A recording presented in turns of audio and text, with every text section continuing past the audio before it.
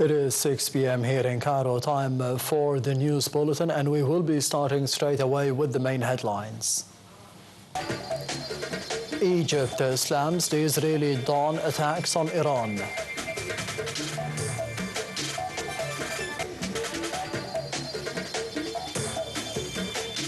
Israel launches unprecedented attacks, killing several top Iranian military leaders.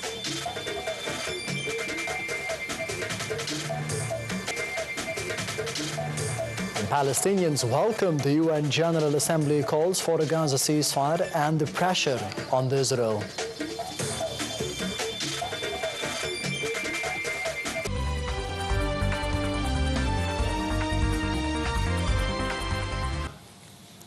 Minister of Foreign Affairs, Migration and the Expatriates, Badr Abdulati, stressed that the region is witnessing an extremely critical situation in light of the Israeli attacks on Iran, which constitute dangerous and unjustified escalations. In a press conference with his German counterpart, Johann Vadepol, in Cairo, Abdulati said that the recent Israeli escalation threatens to lead the region into chaos. For his part, the German foreign minister assured that the situation is getting worse in the Middle East region following the Iranian attacks. Vadepol said that Germany had repeatedly expressed concern about the Iranian nuclear program. Foreign Minister Abdulati conducted phone calls with the Qatari counterpart Sheikh Mohammed bin Abdul Rahman al-Thani and the Iranian counterpart Abbas Araqji on the latest developments in the region following the Israeli aggression on Iran. Abdulati reiterated the Egyptian rejection and condemnation of the Israeli violation of the unity and the territorial integrity of Iran. Foreign Minister Abdulati stressed the importance of working to de-escalate and prevent the entire region from slipping into chaos.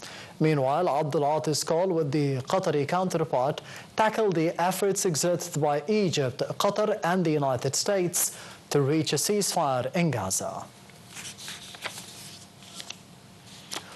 Minister of Foreign Migration and the Expatriates Affairs, Badr Abdulati, conducted phone calls with the Saudi Foreign Minister Faisal ibn Farhan, Jordanian Foreign Minister Ayman al-Safadi, and Deputy Chief of the Palestine Liberation Organization's Executive Committee, Hassan al-Sheikh.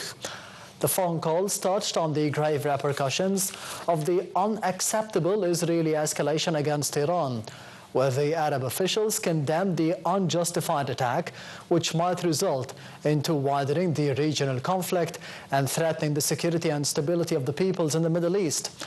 The phone calls stressed the imperative need of halting the escalation and seeking political solutions for the regional crises. Egypt had condemned the military attacks launched at dawn by the Israeli military against Iran as a flagrant and dangerous escalation in the region, a blatant breach of the international law and the UN Charter, and a direct threat to the regional and the international peace and security. A foreign ministry statement said that Egypt is gravely concerned with the accelerating developments in the region and strongly denounced the unjustified attack, which will only lead to a wider regional conflict with unprecedented repercussions. The statement said that Egypt reasserted the regional crises could only be solved by political and peaceful means, and that resorting to oppressive force will not ensure the security of any state, including the Israeli side. Iranian President Masoud Pezeshkian said that Iran will make Israel regret its deadly attack, which targeted the multiple areas, including nuclear sites. Pezeshkian said in a video statement aired on state television that the Iranian nation and the country's officials will not remain silent in the face of this crime, and that Tehran's legitimate and powerful response will make the enemy regret its foolish act. Earlier, the Supreme Leader Ayatollah Ali Khamenei warned Israel it faced a bitter and painful fate over the attacks, while the Iranian military said there were no limits to its response. Meanwhile, Khamenei swiftly appointed new commanders to replace those killed. Israel had unleashed a wave of strikes on Iran, hitting about 100 targets, including nuclear facilities and military command centers, and killing senior figures, among them the armed forces chief and top nuclear scientists. The Israeli attack hit several sites, including Iran's main nuclear enrichment facility at Natanz, where black smoke could be seen rising into the air. Later in the morning, Israel said it had also destroyed dozens of radar installations and surface-to-air missile launchers in western Iran.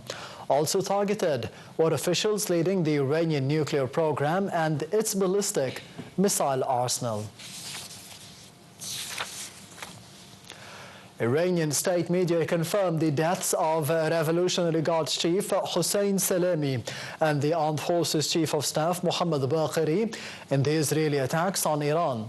It also said at least 20 senior Iranian commanders, including the Revolutionary Guards Aerospace Force commander Amir Ali Hajzadeh, were killed.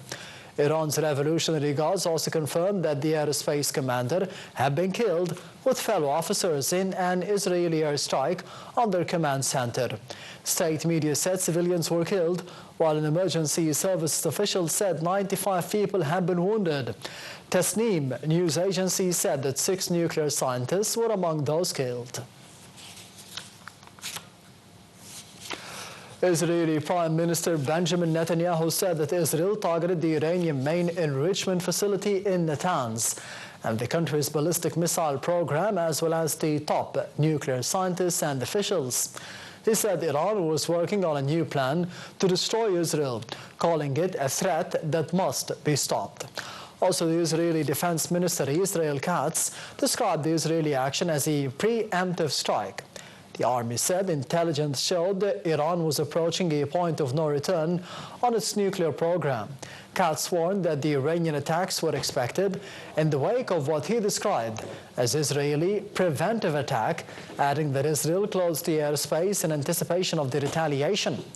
Israeli military spokesman Brigadier General Efi Defrin said that some 200 Israeli fighter jets participated in the Israeli operation against Iran.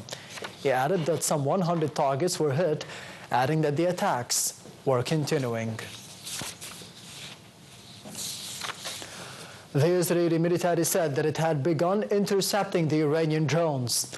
Earlier, the military said that Iran had launched more than 100 drones at Israel in retaliation for the strikes on Tehran and the other cities. An Israeli official said that the interceptions are taking place outside of the Israeli territory but did not elaborate. Meanwhile, Jordan said that it intercepted drones and missiles that violated its airspace. The International Atomic Energy Agency will convene an extraordinary meeting of the Board of Governors next Monday at the request of Iran, following the Israeli strikes on the country. The UN nuclear watchdog chief Rafael Grossi earlier said he was ready to travel to Iran to assess the situation there after the Israeli widespread military strikes that hit the nuclear complex at Natanz. Grossi said that the other main enrichment center in Iran, Fordo, was not hit, and neither was another nuclear facility in Isfahan, citing the Iranian authorities. Grossi said in the statement that he calls on all parties to exercise maximum restraint to avoid further escalation. In a statement, Iran's Atomic Energy Organization said it considers the silence from the IAEA as a form of cooperation with the Israeli regime, adding that the Israeli attack was a defeat for the agency, resulting from its shortcomings.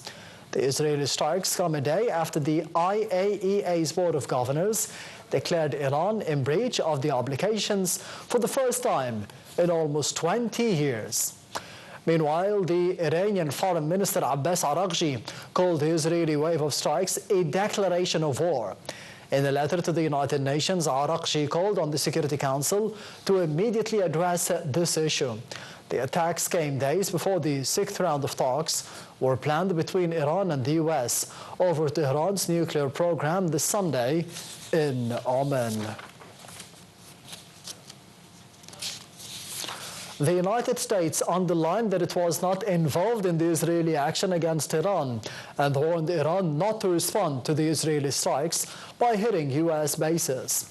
U.S. Secretary of State Marco Rubio said that Israel took unilateral action against Iran and that Israel advised the United States that it believed these strikes were necessary for the self-defense of it.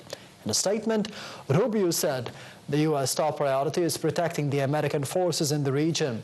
Meanwhile, the U.S. President Donald Trump urged Iran to make a deal over its nuclear program, saying that there was still time for the country to prevent further conflict with Israel.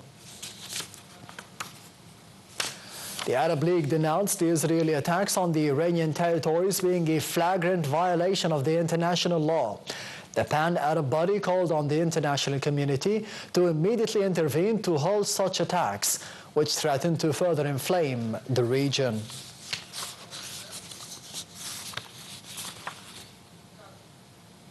And Russia said that the Israeli occupation strikes on Iran were unprovoked and in breach of the United Nations Charter, and accused the occupation side of wrecking diplomatic efforts to reach a deal to allay the Western concerns about Tehran's nuclear program. The details follow. World leaders urged restraint on Friday after the Israeli occupation pounded Iran, striking 100 targets, including nuclear and military sites, and killing senior figures. Iran's supreme leader Ayatollah Ali Khamenei said that the Zionist regime has committed a crime in our dear country today at dawn that will not go unpunished. Meanwhile, the U.S. Secretary of State Marco Rubio asserted that the Israeli side took unilateral action against Iran and denied any involvement in the strikes against Iran, saying that Washington's top priority was protecting the American forces in the region. Oman, which is mediating and hosting the Iran-U.S. nuclear talks, said it considers this act as dangerous, reckless, and escalation, representing a flagrant violation of the United Nations Charter, the principles of the international law, noting that such an aggressive, persistent behavior is unacceptable and further destabilizes the regional peace and security. Saudi Arabia also expressed strong condemnation and denunciation of the blatant Israeli aggressions against the brotherly country Iran, which undermined the sovereignty and security of it and constituted a clear violation of the international laws and norms.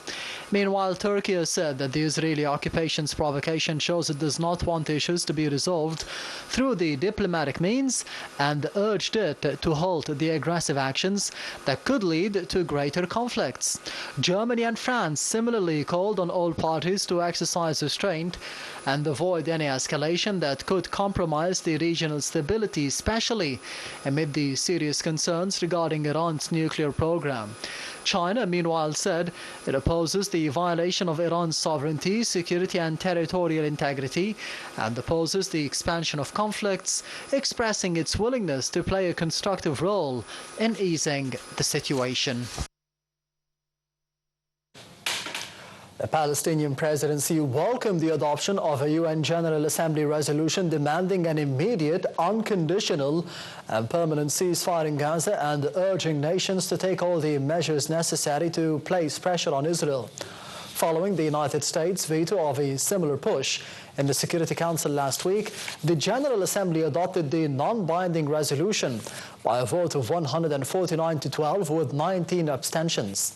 The text also demands the immediate and unconditional release of all the hostages and demands that Israel immediately end the blockade on Gaza and ensure that the aid reaches the Palestinian civilian population throughout the Strip. And this brings us to the end of the news bulletin for today. Thank you for watching and goodbye.